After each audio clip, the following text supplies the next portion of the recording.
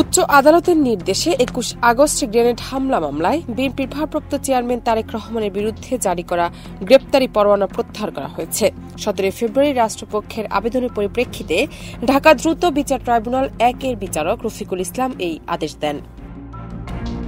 কোটি মানুষের আস্থার ভালোবাসায় ১১ বারের মতো দেশের ১ নম্বর রেফ্রিজারেটর ব্র্যান্ড ওয়ালটন। এর আগে গত ১ ডিসেম্বর ২১ আগস্ট গ্রেনেড হামলার মামলায় সব আসামিকে খালাস দেন বিচারপতি AKM আসাদুজ্জামান ও বিচারপতি সৈয়দ এনায়েত হোসেন।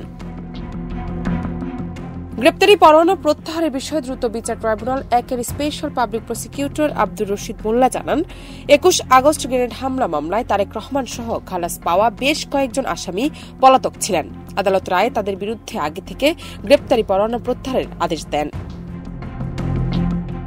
তিনি জানান, হাইকোর্টের আদেশ বিচারিক আদালতে আসলে রাষ্ট্রপক্ষ থেকে তারেক রহমান সহ অন্যদের গ্রেপ্তারি পরোয়ানা প্রত্যাহারের আবেদন করা হয়।